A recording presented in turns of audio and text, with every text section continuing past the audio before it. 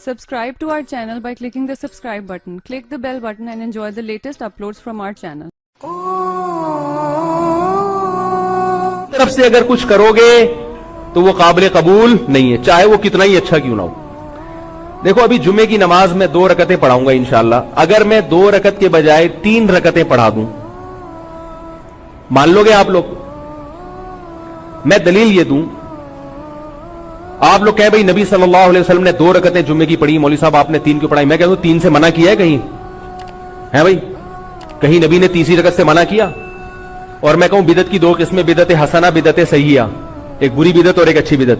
یہ اچھی بدعت ہے اس لیے کہ 1 رکعت جب میں اضافہ کر رہا ہوں تو سورہ فاتحہ بھی زیادہ، اللہ کے سامنے جھکوں گا بھی، 3 دفعہ سبحان ربی العظیم کا اضافہ، پھر اللہ کے سامنے حالت وضو میں سجدہ، 2 سجدے۔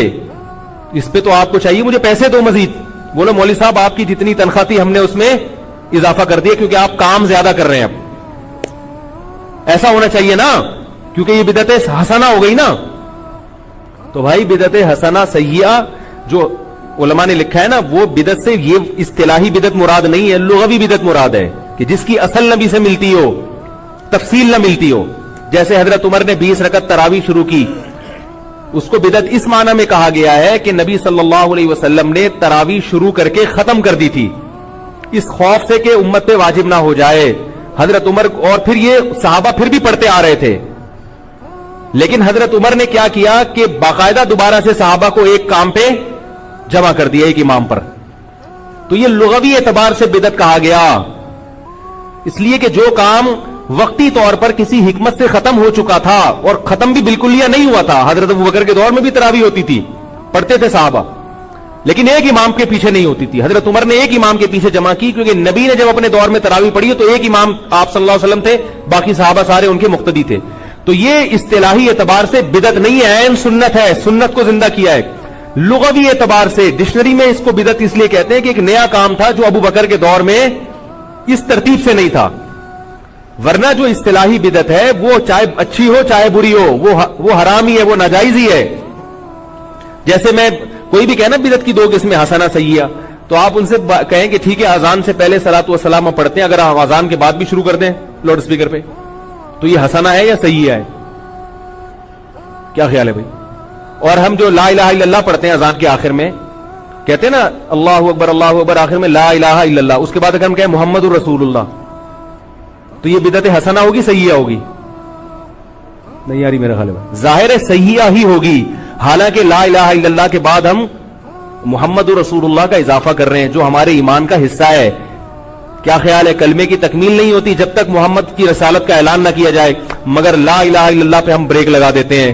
کیوں؟ حضرت بلال نے نبی کی موجودگی میں جو اذان دی ہے وہ لا الہ الا اللہ پہ ختم کی ہے، تو اذان مکمل ہو گئی، اس سے پہلے اس کے بعد میں آپ نے کوئی ایڈیشن نہیں کرنی۔ تو ربیع الاول میں نبی نے کیا کیا ہے وہ بھی ہمیں بتا دیا ہے، اس میں آپ نے اپنی طرف سے تڑکا نہیں لگانا، کیونکہ نبی نے بتایا ہے کہ مجھے خوش کرنا ہے تو جیسے میں نے کہا ہے ویسا کرو، اور جیسے میں نے کیا ہے ویسا کرو۔ نبی کی اطاعت کا بھی حکم اور اتباع کا بھی۔ اطاعت اور اتباع میں فرق یہ ہے کہ اطاعت قول میں ہوتی ہے، نبی نے جو کہا وہ کرو، اور اتباع کا مطلب جیسے جیسے کر رہے ہیں ویسے ویسے کرتے چلے جاؤ۔ طبیعہ جو ہے عربی میں گائے کے بچے کو کہتے ہیں جو ماں کے پیچھے پیچھے چلتا ہے، یہاں بھی پتہ چلتا ہے کہ وہ بھی تقلید ہی کرتا ہے۔ ماں کا بچہ طبیعہ جو گائے کا بچہ ہوتا ہے نا، طبیعہ جہاں جہاں ماں جاتی ہے وہ وہاں جاتا ہے کہ نہیں جاتا؟ اس لیے کہ اس کو دلیل اس لیے نہیں مانگتا اپنی ماں سے، اس کو پتا ہوتا ہے میری ماں مجھے گٹر میں نہیں گرائے گی کیونکہ یہ میری ماں ہے۔ کیا خیال ہے بھائی؟ اس کو پتا ہے اماں جہاں جا رہی ہے صحیح جگہ جا رہی ہوگی۔ تو اس سے پتہ چلتا ہے اتباع یا طبیع کا جو لفظ ہے یہ دلیل اور بلا دلیل دونوں کو شامل ہے۔ تو اللہ نے کیا حکم دیا کہ نبی کی اتباع کرو، یعنی جیسے جیسے نبی کرتے رہے ویسا ویسا کرنا شروع کر دو۔ تو نبی نے ربیع الاول میں جو کیا بھائی وہ کر لو۔ کیا خیال؟